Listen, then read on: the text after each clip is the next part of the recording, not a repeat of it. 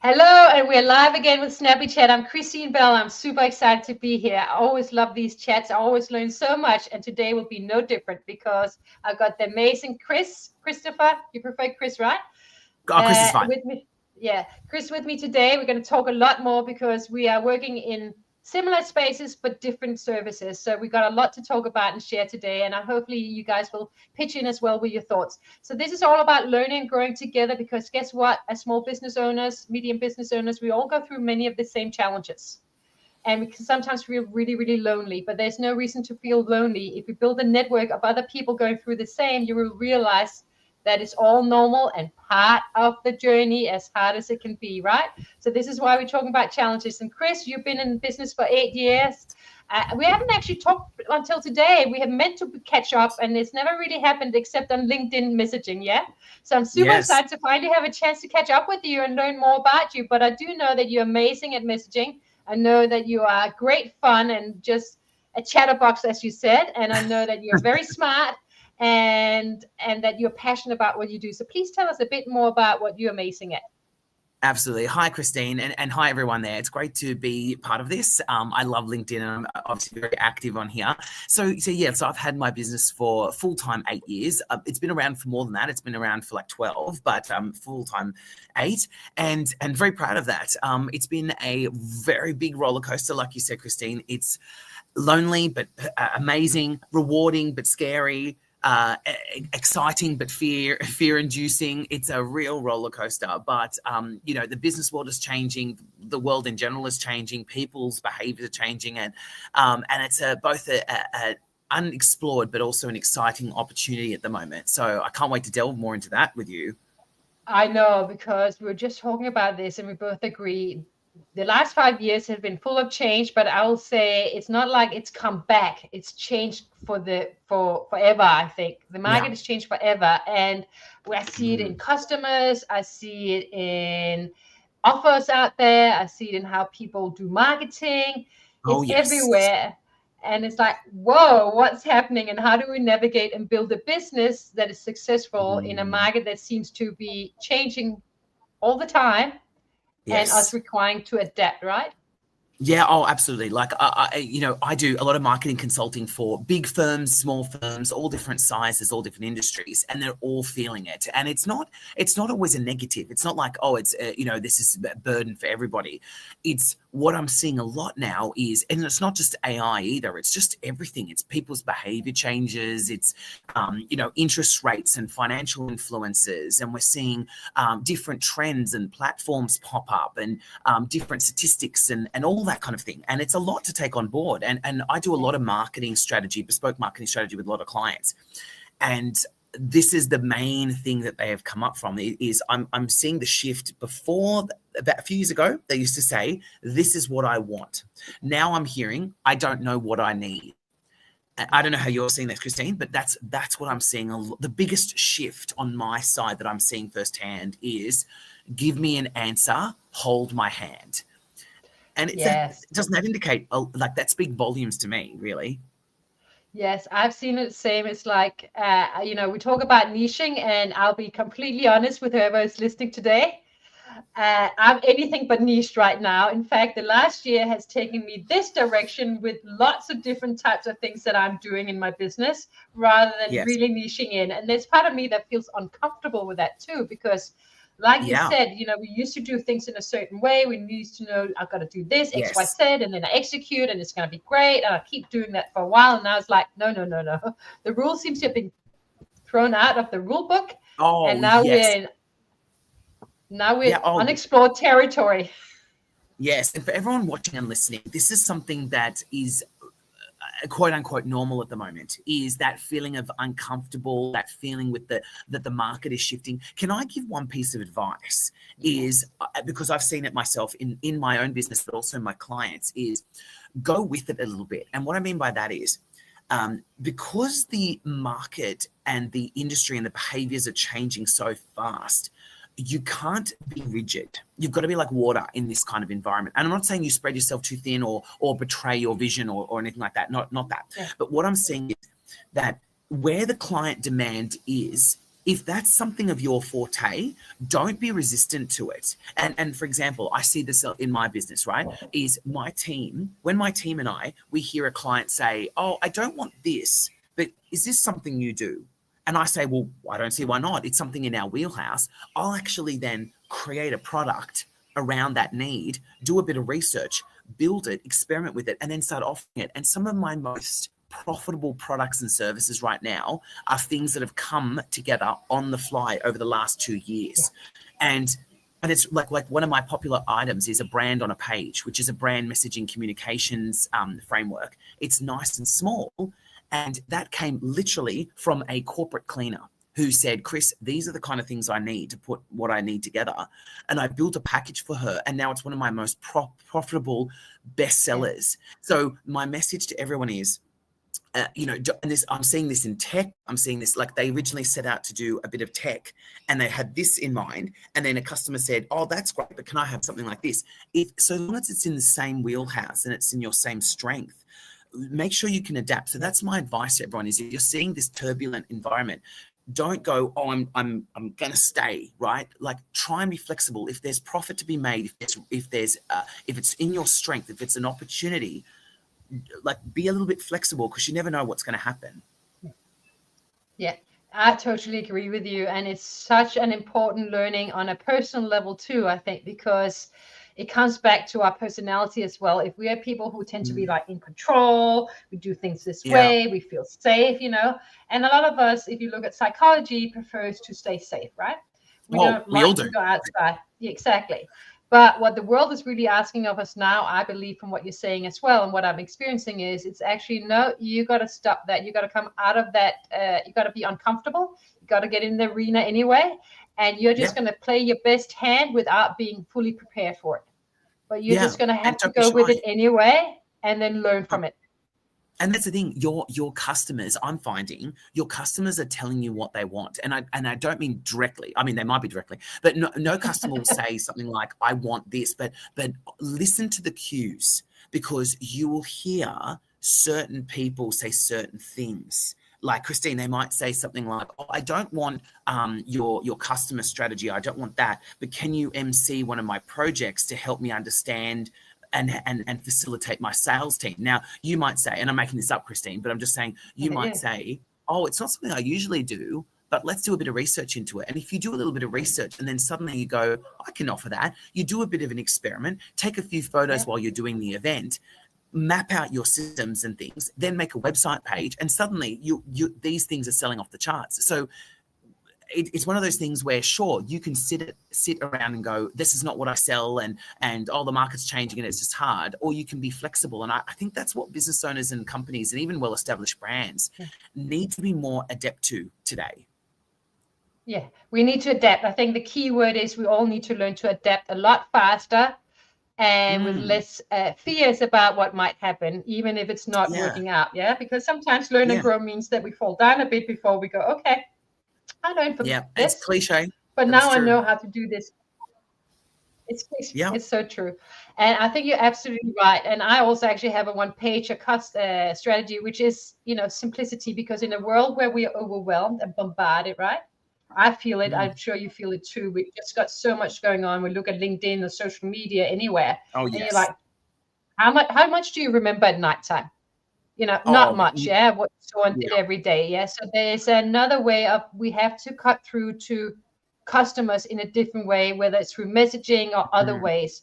There's I think, you tell me because you work in this space, there's a real need to think outside the normal ways of connecting with people and disrupting people as well. Our customers ideally to actually pay attention, because we're all completely up to here when it comes to what's going on in the world. Oh, correct. And there's two skills that I always endorse. One is innovative thinking, and two is critical thinking. Because what's happening in a world of AI is that we are starting to lose that, and we're only seeing the tip of the iceberg. And I'm not against AI, not at all. I really enjoy using AI, use it every day, but it's more that we have to make sure that we reclaim and reinforce our strength over those two areas, right? Like, which is innovative thinking, is thinking outside the square, being creative. And it's actually harder than you realize, because what it is it involves problem solving. And you need to be able to go, okay, this is what I'm faced with. I'm faced with a digitally fatigued audience. I'm faced with very heavy competitors. I'm faced with pricing issues and cash flow challenges and all those things. And for you to be able to build a solution out of that and find a way out is hard. It is really hard. But it's the key to success. And the other one is critical thinking. And what I mean by that is being vigilant around what you're seeing, what you're being fed, all of those kind of things, because critical thinking is a skill that we just can't afford to lose. And in a world of AI where you could just simply ask a lot of things, you need to be able to make sure that you can verify and have an opinion on things. So definitely make sure that you're harnessing those two skills, because they will be the final frontier of business, and we can't afford to lose those. And I love that you said that. What happened to me is in the last couple of years is I started teaching at the business school at UNSW, and guess what I'm teaching? Human design, innovation, and critical thinking, because it is AI is exploding in the university environment to the point where students, unfortunately, are literally getting AI to write their assessments, and the systems are so fast at updating, the university can't always keep up with that. So it's not always that easy to spot, but you learn quite quickly how to spot it. I will say this. And so for me, it's so important to really, what you're saying is constantly think in an innovative way, like constantly challenge yourself to be innovative. And critical thinking is key to that. And you're so right. It's all back to the problem first. And this comes into, and this is a great exercise that we use at the university as well. Are you a divergent thinker or convergent thinker? So divergent thinker likes to think big strategy, lots of ideas, very creative, me and you. And convergent thinkers are great at really quickly narrowing down to one solution and implementing it. What I think we more is exactly the divergent thinking, which is not comfortable for someone who likes to be efficient, right? And that's the thing, like actually, and I know there's a question there, and I'll get to you in a second, we'll see. So what I've found is that like I actually, my general manager is my sister, Angela. And she has a different way of thinking. And so I think that there's advantages of both, right? So I'm that big picture, visionary, big ideas. Exactly, they have to work together. And I run out of the shower with a new idea, and I'll say to my team, quick, hey guys, like quick, I've got a new idea, let's do this, right? And that's great for the business because it's adaptive and innovative and all of those kind of things that I talked about. But you have to have an implementer. You have to have someone that's going to take what you're doing and put it in place, and being able to do that and find your implementer or find your visionary, because I feel like that's a big thing today. Is you need someone that's going to have that problem solving, innovative, big picture, adaptive thinking that goes, oh, we've got a new idea, let's try this. But then they get exhausted. I don't know how you find it, Christine, but I find it exhausting to implement. Like I go, I've got a great marketing idea, and then I'll go, but here's all the ingredients, but now it's up to you to put it together. And that's the hardest part, I think. And that's totally fine. Hello, Royce, and hello, Moosey. We will get to your question, Moosey, and thank you for being here. We appreciate you both. I told you so right. I'm a divergent thinker, and it's really good for anyone listening. Just ask yourself, are you divergent or convergent? Can you do both? Some people can, but we do need to work together. You can't, if you're innovating, you can't just have divergent and you can't just have convergent. You need both, right? And this is where collaboration and co-creation comes in. And this is what I'm all about. I really feel that we're moving towards a more, with clients as well, around being more collaborative and being more co-creative. Correct. And see where that takes us. So should I get to Mussy's question here? So he said, how much a mentor has to do with your career? And if so, what advice from a mentor made you start your business? What hurdle you overcame throughout your career? Okay, all right, cool. There's a few questions in there. Okay, so one is mentor coach. I actually wrote a book that I talk about the first 20 insights that I gained from my first 5 years in business, and and it was such a cathartic experience, because I felt like, and it's on my website, and the book basically talks about the 20 really cutting lessons that I learned in those first 5 years. And I'm talking like not the, oh, you know, be inspired. I'm talking about the ones that are like, you know, your friends don't understand. And you know, they don't get what this entrepreneur life is, and they're trying to help you even though it's counterproductive, and all those kind of insights. But back to the question was, yes, I always suggest having a mentor or a couple of mentors or a coach. And the reason why is you don't know what you don't know, and that can be one of the most crippling problems when you're doing your career or your business or all those kind of things. And so how much does a mentor do with your career? A lot. And I've had a lot of mentors. One of them, I was a CMO at his business at the time when I started my business, and I was doing it as a side hustle, and he also had a business, and he said, Chris, you've got to do this. Like, he encouraged me to go for it. And it was, that's what I needed. I needed that push to get started. So like, he was a good mentor. I've had mentors in my previous corporate career that showed me the boss that I wanted to be, which was very like catching up with my staff often and being gentle and understanding and listening carefully. So definitely having a mentor is very important, or mentees and mentors, multiple. And that. So the second question is, what did you overcome throughout your career? And what overcome, there's been many, and I know Christine wanted to delve into this as well. There's been so many. There's been anxiety. Like, I never had anxiety until I started a business. And entrepreneurial anxiety is, especially in men, is a big thing. And because we don't talk about it, it's a real silent, I don't want to say killer, but it can be, but like, you know, it can be a real silent problem that people don't recognize, and you need to get help. And I've seen a lot of people for help with that, because you, as a business owner, but as in your career, there's so much pressure all the time, and I'm trying to do the best for everyone. And so anxiety is a big thing. Hiring my first person was a big hurdle. Like, I was terrified when you hire your first person. Now you're committing to a salary and taking care of them. All of that, and suddenly the realization that you have a team, right? Like, unfortunately, having to fire one of my staff was a horrible experience for me. Like, and just things like that, like getting my first huge project and having like I've worked with Australian Bureau of Statistics and some of these big banks and things like that, and I just pinch me moments, you know, that imposter syndrome where you're like, I cannot believe I'm here. Yeah, look, and last question, he's sorry, there's a lot in there, Christine. What does success mean? Honestly, success is fulfillment for me. And it's not for everyone, right? Like, some people pursue money, careers, better prospects and you know, things. For me, honestly, it's really, I know it's so cliche and boring, but it's happiness and fulfillment. Like, I don't want to wake up one day and go, I don't want to do this. And that's when I know that I'm in the wrong place. So I think the success is feeling genuinely excited about what I'm doing. And I think that's what it is. Like, the money comes, the prospects come, the career comes. It's if you wake up and you go, I don't want to be here today, that's when I feel like you need to make a change. Sorry, Christina, I know I speak more. No, I totally hear. Great answers. And I just want to say hello to Lisa as well. Thank you for being here. Great answers. And I hope that helped Lucy as well in terms of inspiring you and inspired me. So thank you.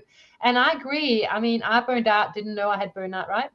And I just walked out. I'm like, I can't do this. And I had it 3 years before that as well, where I walked out of a job after 3 years or so. And then I just did something completely different, creative.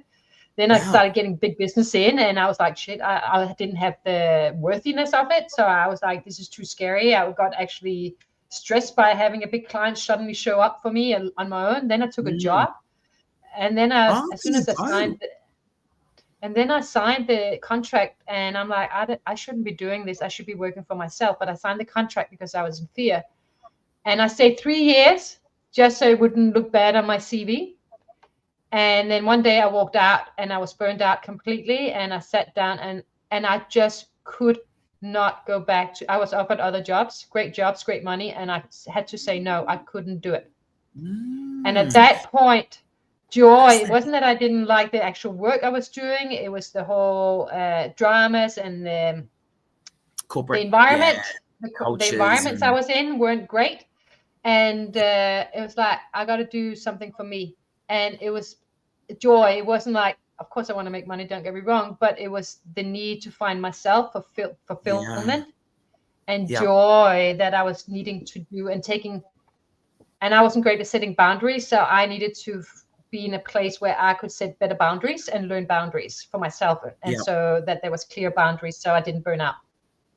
Yeah. And that's for everyone. Like, you don't have to be a business owner or an entrepreneur to have that feeling. Like careers should also be fulfilling. I don't know. I mean, everyone is different, but I feel like I've always enjoyed the jobs that I had in corporate before I started my business. And I feel like let's break it down. That's what we hear, right? We don't, no one wants to not enjoy their life, right? And yes, we have to. I mean, you're always going to have time where it's not so fun, but most of the time you want to have fun. Yeah. Yeah, and you want to enjoy the colleagues that you work with and enjoy the work that you do. And I think that's truly success. Like, if you have a great team, thank you, Musi. If you have a great team and a great work ethic and all these principles and things that you like, that's the dream. That's the dream. Yeah, exactly. Waking up feeling like, oh, I'm inspired still, even though when the going gets tough, and it certainly gets tough in your own business. There's no doubt about it for most people at some point, several times. Yeah. You got to have something that keeps you going, because otherwise, why would you do it? Yeah. And for me, it is that freedom. I love, like, freedom is a big value for me, and joy is a big value for me. And becoming really clear on who you are and what's important to you will actually help you identify what you should be doing and maybe the things you should say no to, including clients sometimes, which can be hard. Yeah, correct. I agree. But this is a great conversation. Yeah. So what else are you seeing in the market, Christine? Like, I've been talking a lot about challenges. What are you noticing? Well, I'm noticing this thing of, it seems to me that the way marketing is happening inside corporates is changing too. I could be wrong, but it seems like there's a big shift there. And with that, the jobs, and if you even look at what jobs are available, you see that those jobs are shifting as well. There's a lot of things where I used to be a specialist in that can maybe be done differently these days, and clients are doing them differently. And so I have also found that my big challenge right now is from suddenly taking on from here to there different things, which has really grown me and taken me a new direction, more of teaching and corporate training. Which I love, and more facilitation, which I love. I'm actually finding that for the last couple of years, whilst I've been doing my business, I've also actually been upskilling. And I think that as we adapt, upskilling is key. And I enjoy upskilling. Not everyone does, but I enjoy upskilling. And I highly recommend anyone who wants to do their own business, keep upskilling. Keep upskilling, keep learning new things that you're interested in. Yes, I would agree. Like, is open your mind to those news. Like, I do a lot of presenting and speaking, but then I go to a lot of conferences and events and things as well. I go to a lot of networking groups and roundtable discussions. Like, for everyone listening and watching, don't forget to participate, right? It doesn't matter what stage of career you're at, especially today. And it's not just AI and automation, it's technology, it's trends, it's behavior. And the thing is, if you sit behind your walls all the time, you get quickly out of touch, right? I encourage my team to jump on LinkedIn at the start of each day and the end of each day and participate in chat, right? Every day. And the reason why is because on LinkedIn, people talk a lot. They share recommendations and ideas and statistics and things like that, which keeps my team up to date. But then I go to conferences, I speak at roundtables, but then I listen to speakers and I pick up nuggets of gold all the time. And then I come back and share it with my team. And that allows us to be more adaptive. So anyone out there, even if you're a head of a department or you're just starting out, it doesn't matter. Try and go to conferences, events, participate in things, get out there, because those little things that come up in those chats can change the course of your career and change how you do things for the better. And I think you're making a really great point here, because even if you're in career, most jobs, the best jobs do not get advertised. You need to network to get them, right? Correct. So you need to know the right people and human connection. And I will say this, as we see technology and AI growth, because I'm all about trends. That ship has already sailed. That is not like coming in. It's not like the new trend. It's here. It's already mainstream, right? So, but we live in a world and a universe that requires balance. So when this goes up with AI and technology and robots, there's going to be an innate craving in humans for human connection. Yes. So and human connection is actually the new thing to really, and I even heard Simon Sinek said this in an interview recently on the Diary of a CEO, and he talked about it as well. I'm like, yes, not just me. Don't forget human connection is super more important. With AI, human connection becomes even more important. Oh, correct. And I'm investing a lot of my marketing this coming year, not just in AI, but I'm investing myself as a marketing strategist in events, conferences, networking, all of those kind of things across many different ways. And the reason why is because business is shifting a lot to what you're saying with this is the human connection. And it's you know what, it's a paradox, right? Because we're getting yelled at this way, going AI, automation, digital marketing, advertising, right? And it's like everyone's online, everyone's on TikTok, everyone's on Instagram. But really, if you actually deep dive into that, that's very superficial.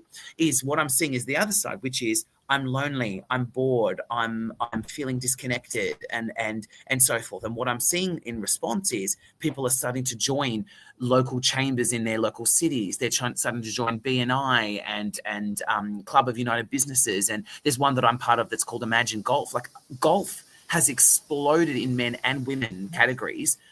Because they're just craving the chat, they're craving the connection.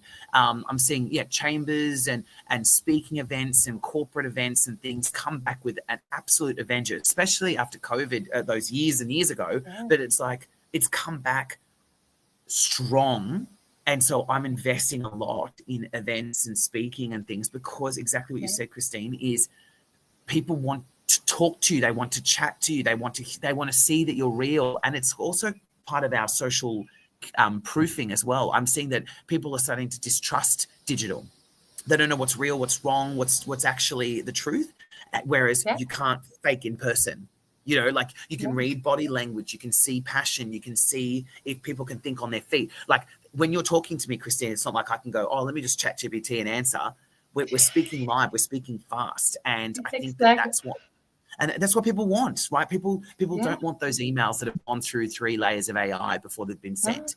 People want genuine, original, human. And you know what the funny thing is, Christine? The best proof of that is AI search engines and AI optimization. You know how when you ask AI a question and it comes back with an answer and recommends it? Sometimes it lies. Yeah, sometimes it lies. But the funny thing is, it's searching for information on original non-AI content. Like that's like even the AI and digital channels are searching for original human generated, all that sort of thing. They're looking for stuff that they've never seen before. And that should show you all you need to know about what's going on. Which is why, ironically, perfectionism kind of suggests you might be fake. So being imperfect, I know, isn't it weird? Actually approved. What a it's world. Actually approved. What a world. What a world where I will have, I'll be honest with you, anyone on LinkedIn, I actually write my anything I put up, I write it on the go. I have not, it literally comes that morning. And I can write it in half an hour, but usually being Danish as well, no excuse, but there'll be a couple of spelling mistakes in there. That I see later. I only see them later because I know when I'm writing, and I think it's all great when I look at it the first time, and then I only see it later when my eyes are off it. And I think, oh gosh. And I think, well, you know what? At least it says I'm human, It's not an AI content, AI content is perfect and kind of speaks in a certain tone of voice and certain language, the AI, And it's like, I look at LinkedIn, and I'm like, AI, and I'm like. And this is the thing, in a platform like in a platform like LinkedIn, you've got to be genuine.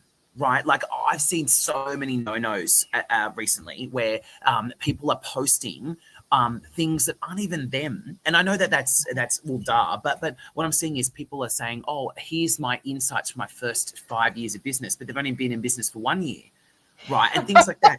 And it's like this list that's just pushed out of AI, and I'm like, they are so generalized and so non-personal. It's destroying personal brands. So you've got to be careful. Like I even said to one of my contacts recently, he reached out to me and I said, I can't even tell if it's you or not now. I said, I don't respond to you anymore because I don't know if it's your team, if it's your AI bot. Like I even voice message back to check because I did a voice message back on LinkedIn to see, because AI can't read your voice messages. And then it stopped, the conversation stopped. And I said, oh, okay, you are AI. Right. So this is the thing is be careful with your personal brand. Just because we can doesn't mean we should. Right. It's that whole thing. Exactly. And we're going to finish up now, but I will say LinkedIn possibly still has a little, I know, right? LinkedIn, next year I'm going to do a podcast. It's going to turn into a podcast. So watch out for this space and we can talk for longer for anyone listening.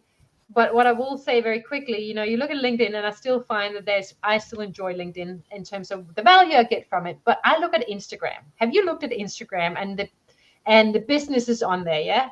And I look at this and there's always these perfect women in marketing, selling marketing. And every single video is them doing another model, like literally trying to look like a model, you know, and it's like, does that even sell? And then they go, well, I made 7 million in 1 year. I'm like, yeah.